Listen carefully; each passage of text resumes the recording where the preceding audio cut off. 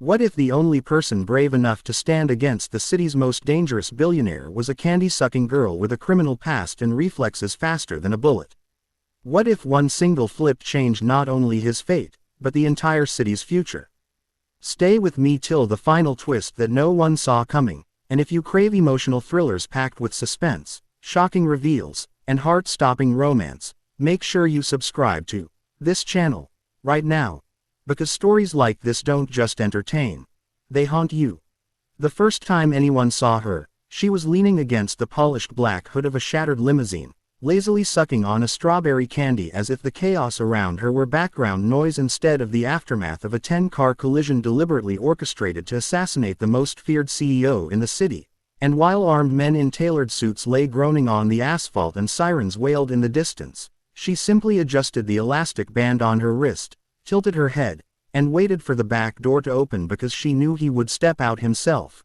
Armand Zayden, the city's wildest CEO, the ruthless corporate predator whose name alone made boardrooms fall silent and enemies disappear overnight, the man whispered about in underground circles as a king without mercy, a genius without conscience, and when he finally emerged from the wreckage in a charcoal suit barely dusted despite the crash, eyes cold as winter steel and jaw set with fury rather than fear, he did not thank her for saving his life, did not ask who she was, did not even acknowledge the unconscious assassins she had flipped and disarmed in less than 30 seconds. He simply stared at her as if she were an inconvenience interrupting his schedule, and she met that stare without blinking, popped the candy from one cheek to the other, and said in a voice too light for the tension thickening the air, "You're welcome," before performing the move that would rewrite both their destinies.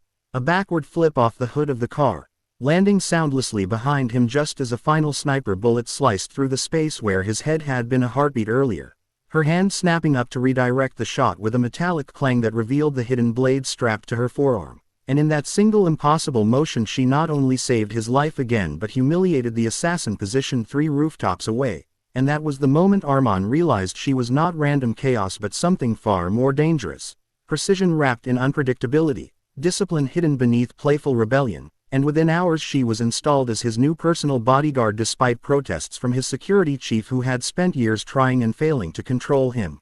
Yet Armand made one thing clear in his deep, cutting tone. She was temporary, a tool, nothing more. But from the first night she stood outside his penthouse office while he demolished rivals over cold conference calls and signed acquisitions that destroyed livelihoods without hesitation, she began to see what no one else had dared to notice. That beneath the armor of arrogance was exhaustion, beneath the cruelty was calculation born of betrayal, and beneath the reputation of a monster was a man who had built his empire on ashes left by people he once trusted, because long before he became the city's wildest CEO he had been the sole heir of a family dynasty shattered by an internal coup that killed his father and framed him as unstable, forcing him to claw his way back from exile with nothing but fury and a mind sharper than any weapon. And she understood fury. She understood exile, because years ago she had been labeled a delinquent, a street fighter, a runaway orphan blamed for a fire she did not start, and while society called her reckless she trained in silence under a retired special forces operative who saw her potential and taught her to flip not just her body but the expectations placed upon her. And so when Armand tried to intimidate her with icy commands and impossible standards, she answered with calm defiance. When he tested her loyalty with dangerous decoys she dismantled them before he finished speaking, and when enemies escalated from bullets to boardroom sabotage, she uncovered financial leaks inside his inner circle with the same casual ease with which she unwrapped another candy, earning the reluctant respect of staff who had only ever known fear under his rule.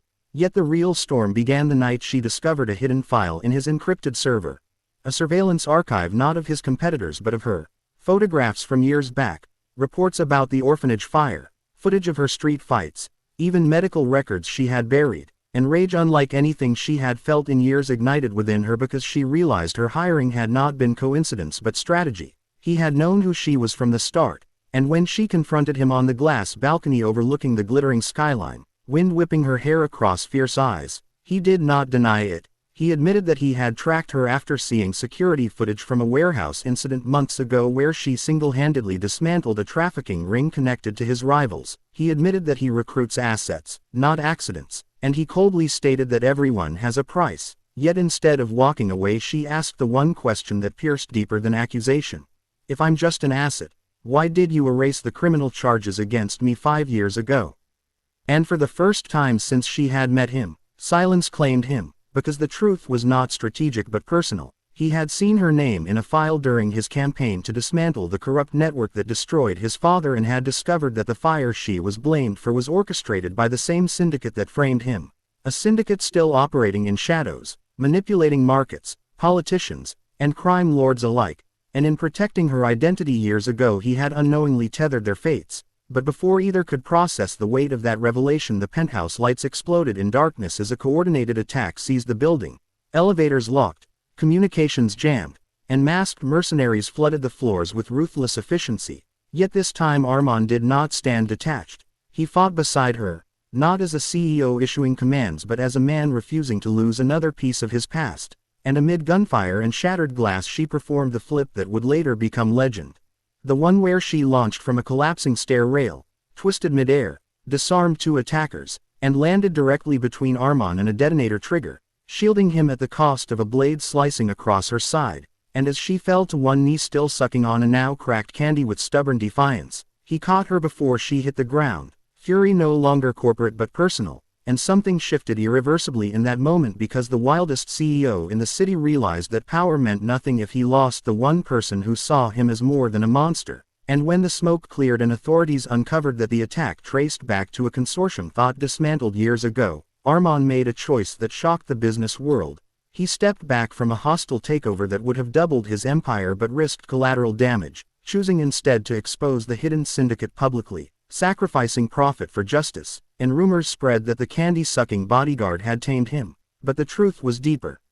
She had not tamed him. She had reminded him of who he once was before vengeance defined him. And as investigations unfolded they uncovered the final twist that shattered everything they believed. The retired operative who trained her had once been hired by Armand's father to gather evidence against the syndicate, meaning her mentor's disappearance years ago was no accident but execution ordered by the same enemy who had just attacked them, binding their histories even tighter. And grief nearly broke her. But Armand stood beside her not as employer but equal, confessing that his obsession with control had always been fear of losing again, that he pushed people away before they could betray him. Yet she had flipped that instinct with one impossible leap, proving loyalty is chosen, not bought.